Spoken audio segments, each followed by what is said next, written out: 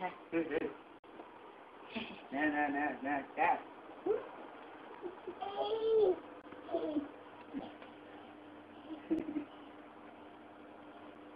Trốn đi.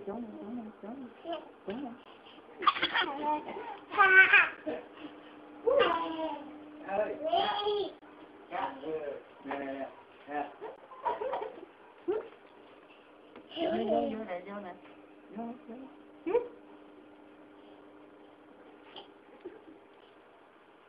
Chưa có biết bước lại. Nó biết bước á mà xài chỗ nó thế để nó bước. Bước qua. Đó, đẩy cái cù xuống đó, đẩy nè xuống nè chứ. Nè, vô đi. Chà. Rồi. Nè.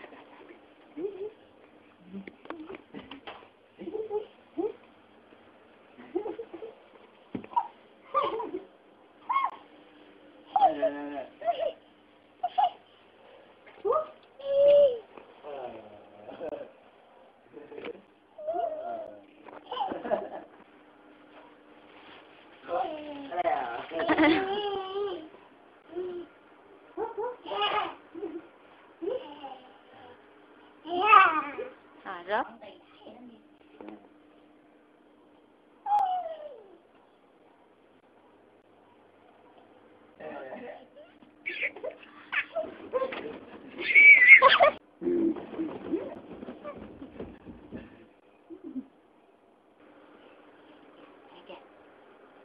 Hăng say chưa? Mặt.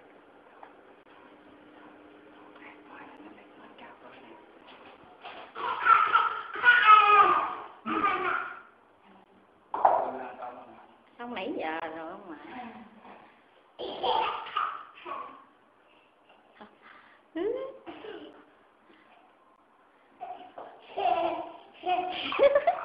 Thôi.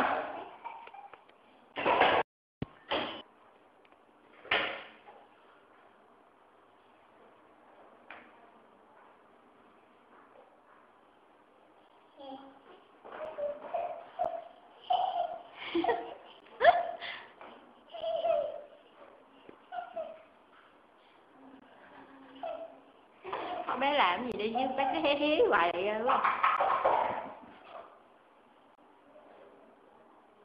Thay nhà nha, Độ Dương thay nhà cho Thoa đập đi Hội Dương. Lấy tay ra không?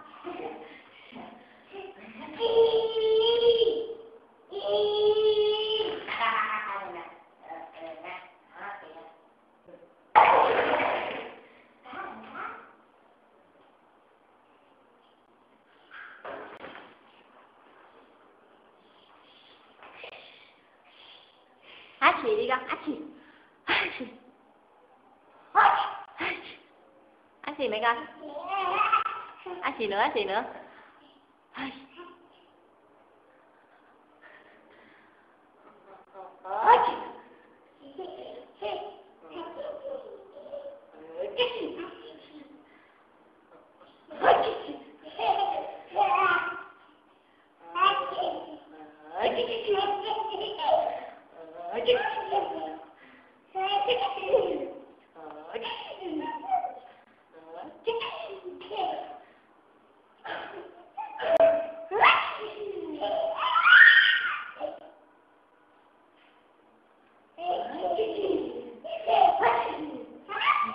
Thôi trò khác giá gì quá.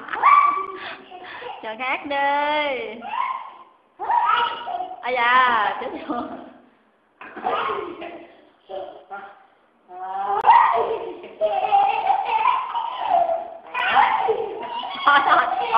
Thôi cười hồi nó ầu quá.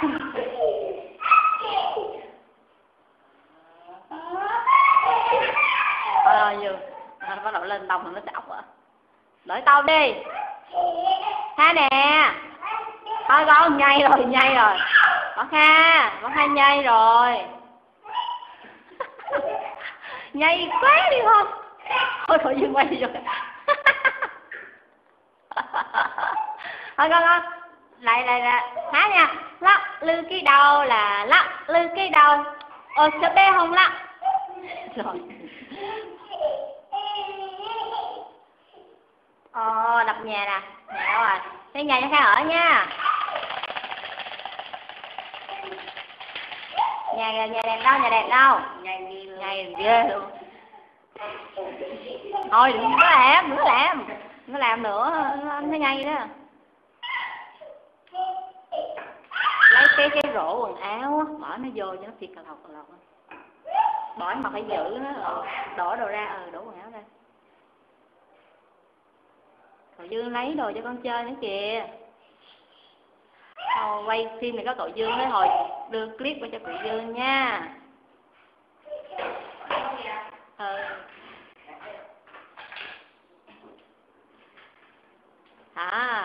Giữ nó chứ phải buông nó Dương nó ngồi đi, chị đang quay không gì đâu, cứ chơi bình thường đi. Quay nó chứ. Cà lọc á, ngửa. Đó.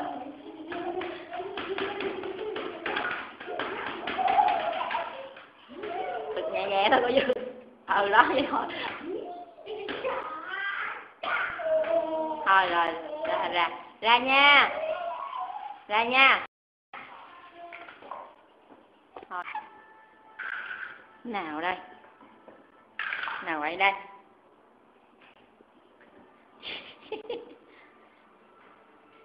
Khang của mẹ đâu rồi? Bỏ Kha đâu? Thôi, ông quá gì nữa. Chị hồi cười lại đó. Con thở ăn tỏi cho mẹ coi. Con thỏ ăn cỏ. Uống nước. Chưa vô. Thôi vậy đó.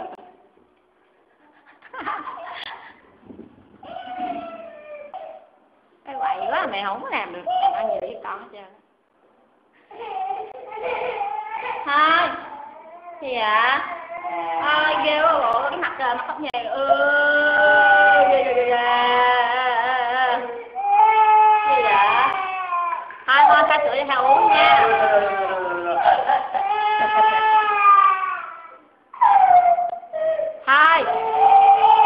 Thôi mẹ pha sữa nha. Thôi là mẹ thương. Thôi mẹ thương. Thôi. Thôi. Này coi cái mặt khóc nhà này ghê quá nè. Tự nhiên khóc thôi à.